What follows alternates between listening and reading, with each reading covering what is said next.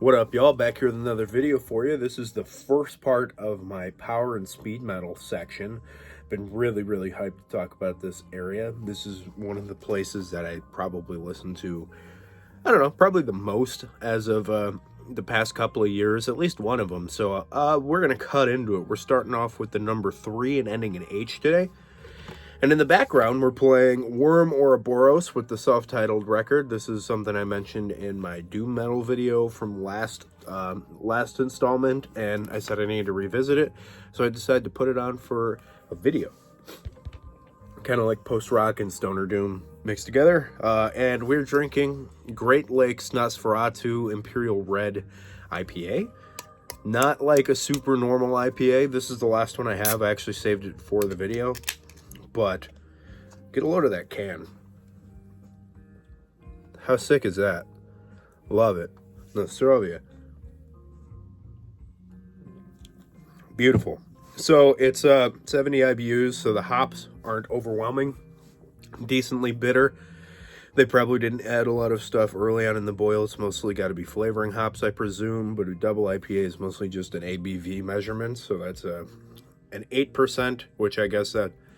Sorry, Imperial. So yeah, that's definitely an Imperial. I wouldn't call anything lower than 8 Imperial, but really good beer. I love Great Lakes Brewing. Every time I've had Great Lakes, everything, I've always liked it. Whether or not it's my favorite beer in the world, probably not as far as this one goes, but it's really good. It's definitely like an amber build with a little bit of sweetness. They probably used like dextrose to get the Imperial ABV really high because I could kind of taste the sweetness. Good beer. All right, let's start actually doing things. So, 3 Inches of Blood, Advance and Vanquish. This is their second record, and by the way, this band is back together as of this year, which is exciting, dude. I can't tell you how hyped I am to hear that. This is a killer kind of traditional, speedy, heavy metal record, somewhere in that general vicinity, probably closer to the speed metal side. With some epic qualities, really cool melodic death metal-ish riffage, and there's a little bit of harsh vocals, so I could almost put it somewhere in the like power, and maybe a touch of melodeath. There's definitely a melodeath influence in here, unquestionably, and it's really great. If you guys haven't heard 3 Inches of Blood, you're missing out. Check it out. Next is a bit of an obscure one. Feel the Pain by Ambulance. If you guys don't know who this band is, they're from Illinois, somewhere in the Chicagoland area. I don't exactly remember, but this is a great American power metal record. This is the kind of, more along your Omen style of power metal. Maybe a pretty speedy, kind of vaguely reminds me of Witchcross, if you like up to the speed and heaviness quite a bit. If you guys like Witchcross, really great stuff. Check this out if you haven't. It's a real pain in the nards to get a hold of, but if you could definitely listen to it online. Ambulance, A-M-U-L-A-N-C-E, not Ambulance. Next, I've had this for a while. This is Of Rage and War by Elvenstorm, and I have only listened to it when I got it, and that was a while ago. Came with this patch, which I have never used because I don't know the album well enough to justify wearing a patch. But I remember this being not so epic, a little bit more in the power speed side as opposed to the epic power side, which there's a whole section of epic and symphonic power metal after this. But this is a pretty cool record from what I remember, but I really don't remember it. This one's going to need to get put on the player again sometime. Next time I'm in the mood for this kind of power metal thing. Elvenstorm from France. Next, a banging record, Enforcer with From Beyond. So I might have mentioned the next couple in my thrash metal video because I have rearranged a little bit up there, which I probably should have waited to do until I was done with the series, but I get the hankering to do something, I just do it. I don't like think about it. So really great speed metal. I really love everything about this album, man. It's so fast, it's so aggressive, it's so old school. Undying Evil is like this band's hit, and that's the second track on here. Really great speed metal. Now, some more great speed metal, but from Belgium, Pulse Pulse of Pleasure by Evil Invaders. Like I said, I've mentioned this one already, but this is top shelf Exciter style speed metal, very old school, early Blind Guardian-esque. The song Fast, Loud, and Rude opens this, and that's like one of my favorite songs in this genre entirely. Check this out. I was actually singing it in the car the other day with my wife while I was driving. Next, Shattering Reflection right here. Really, really cool record from them, but it's a little bit more on the heavy metal side as opposed to anything else. Really just kind of somewhere in the middle of the road between the power metal, speed metal, and traditional heavy metal. A lot of old school heavy metal influence, a lot of anthemic stylings. Great record. Next, Classics, Heavy Metal Maniac by Exciter. I've already talked about this one too, and the next one, but this is just top shelf. Same thing with Violence and Force. Just so good, dude. How do you not love these records? These are some of the greatest heavy metal records of all time, dude. Absolutely top shelf material. So, like, I have a couple from Fates Warning. I'm not, like, a diehard Fates Warning guy like some other people seem to be. I don't really know what I'm particularly missing about them, but I really do tend to like the stuff that I do have, and this is the first one that I have, which is The Spectre Within. I don't have Night on Brocken, but I picked this up at the Hell's Headbanger booth at Metal Threat Fest, and I wound up really, really liking it. It's just not as memorable as I was hoping for it to be, but I think that's just because I haven't sat with it quite as much as I probably should have. But nonetheless, it's a great record. I mean, I hear people talk about Fates Warning like it's the greatest thing ever since, you know, the first couple Dark Throne records. And I'm not at that level yet, but I want to be. So I will continue my conquest. And this is the only record that I could probably say is in that general vicinity for me. Like, this is some of the greatest power metal of all time. And this is definitely true for this one. Awaken the Guardian. Dude, this one is just brilliant. It is so beautifully progressive and well thought out. Okay, I guess I get the brilliance when it comes to this record. I guess I just need to like Spectre Within more. But this is seriously one of the greatest American metal records of all time. It's so atmospheric. It kind of mixes that psychedelic soundscape style of like Pink Floyd with traditional metal, you know, kind of like Pink Floyd and Queensryche, but good Queensryche, not anything after like the EP or Empire or Rage for Order, depending on how picky you are. But it's just so good. Everything about this band on this record is perfect. This is a 10 out of 10. This is a low point for Fates Warning, which is Parallels. This is mind-numbingly boring. I own this because I got it for really cheap. I'd never seen it before, and it's a brutal listen. Like, I really was, like, in the mood for it, and I put it on, and I was like, oof, this is, like, I don't know, man. This is falling flat on their face as far as it goes in my book for Fates Warning. I don't want to talk too much about it because I hate just being negative about stuff, you know? I like to be honest in these videos, but I don't want to be a jerk. Next, Gravedigger with Excalibur. You want to talk about amazing. I love this album. I love this band. Everything I've ever heard from Gravedigger, I've just loved. It's great speed metal, power metal, somewhere in that vicinity, old school stuff, you know, old school stuff with a gruff baritone vocal. It just works, dude. It just really, really works, you know? I don't know, man. There's something about the attitude of Gravedigger that I just love, dude. There's something just like, you know, this is like the 80s to me. Even though this is from 1999, it kind of sounds like what the 80s would kind of sound like in my mind, you know? Like 87, you know, the guys hanging outside of shows, leather coats, then they go steal some 40s from the 7-Eleven, get chased out by the guy. You know, I don't know, man. That's just what I think of with this kind of stuff. That, and it's like, it's not super epic sounding as much as that would suggest. But it's just great, like dirtbag speed metal. It's so good, dude. Gravedigger's great. Next, some of the coolest stuff I've gotten in this year, which is Griffin with the 2-album set of Flight of the Griffin and Protectors of the Lair.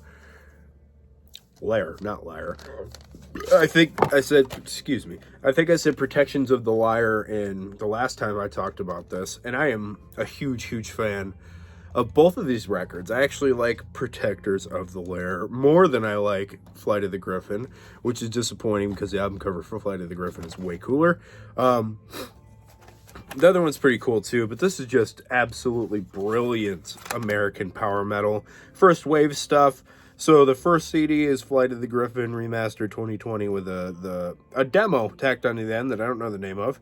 Then the second one is a remix of Protectors of the Lair. And then another, and a live set that I don't know the origin of. And then the last one is the original mix of Protectors of the Lair, which is the only one of Protectors of the Lair I've listened to, because I would much prefer to just listen to the original mix and how it was intended, sloppy or not. I just prefer it that way. And then it comes with a bunch of random, live tracks from 2011, a fan bootleg, which that's pretty sick, dude. You're dedicated to a band, right? And you go see them, you bootleg their show, and then the band is like, dude, can I get that?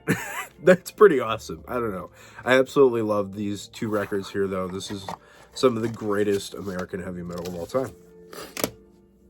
Another band I'm a huge fan of, Hammerfall, Glory to the Brave, Swedish power metal legends.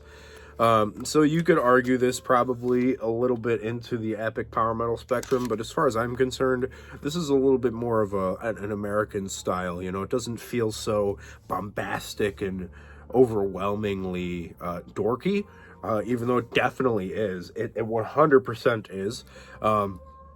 But it's a really great record. It's speedy. It's early power metal. It doesn't have the symphonies and stuff like that, but it musically is similar to the bands that would have the symphonies, so it's kind of somewhere in that general vicinity. But they do a version of Breaking the Law on the end here, which, as far as I've heard, the whole band switches instruments and then they play Judas Priest Breaking the Law, which is pretty awesome. Love that.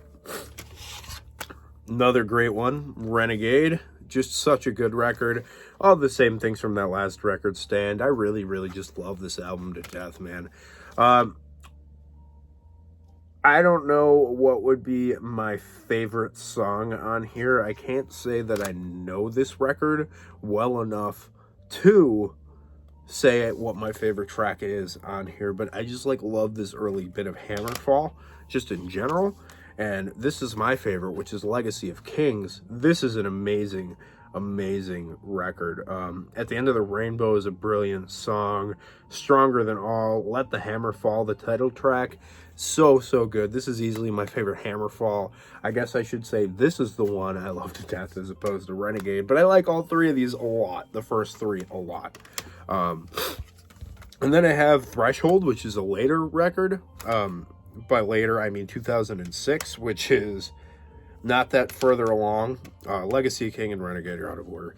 But yeah, so they still maintain a really good style. It's very interesting still. It's just why would I listen to this one when I could re-listen to one of those first three? That's kind of how my brain goes sometimes with these records. But once I don't want to do that, I'll have this to listen to. So that's cool. All right. I got a couple Halloween records. Walls of Jericho and the self-titled EP. This is some of the greatest metal to ever exist ever. The next two that I'm about to talk about as well. So what I really like about this is the CD starts off with the Halloween EP. That's really cool. I like that they did it like that because you could get that whole EP in and then listen to the whole record. So you kind of get where they're coming from. I think more bands should do that. I have Savage's Sirens and the Dungeons Are Calling all together, and the Dungeons Are Calling's after that. I guess that makes sense because that was released afterward. But either way, I just really like how they set that up. And this record is just the speed metal masterwork in every stretch of the imagination. This singular album and EP has spawned entire clone bands trying to sound like this album and EP. I feel like that really says something. Next, Keeper of the Seven Keys Part 1. Absolutely brilliant. Another one of the greatest metal records of all time, as far as I'm concerned. Anthems like I'm Alive are on here, and the song Halloween. Man, Twilight of the Gods, dude. a little time. Just this whole record is perfect as far as I'm concerned. Not really a complaint to be had. I'm not much of an audiophile, so I'm not going to go dorky on like production problems. It's just not me. If that's your deal, I really don't care, but that's not how I think. But this is my favorite Halloween album, Keepers 2. This is the first one I ever heard, and I picked this up at the flea market when I was at the end of high school, maybe first year of college, somewhere in there. This is an older press on RMG. I don't know what year this came out. I don't think this is the original 88 press. It might be. I don't know. Because I know CDs weren't a big thing in 88. But this is so good. It might be because it's the Noise International pressing. I absolutely adore this. Every fiber of my being loves every second of this album. So like when I got into this, I was talking to my buddies and they were like bashing me for liking power metal, right? Which is hilarious because one of my buddies is a huge power metal guy now because I showed him like Rhapsody and stuff. But I was pitching it to him. I was trying to be like, dude, hang on, before you just call me a cloak wearing dork, trying to be a Renaissance fair guy. It's fast Iron Maiden. Okay, put that on and think fast Iron Maiden. And that's like exactly what got me to love this album when I did. Just an all-around brilliant, brilliant record. Everything about it is amazing. Songs like Eagles Fly Free, I Want Out, the title track, March of Time, Dr. Stein's like a mainstay. Just a literal 10 out of 10. Every note is perfect record as far as I'm concerned. I'm missing a bunch of Halloween albums, so we're skipping all the way to this brilliant self-titled record that came out a couple years ago. Dude, come on now. Amazing. Love a digibook. Always have. Really, really think they're cool. Pumpkin, as you would expect from Halloween.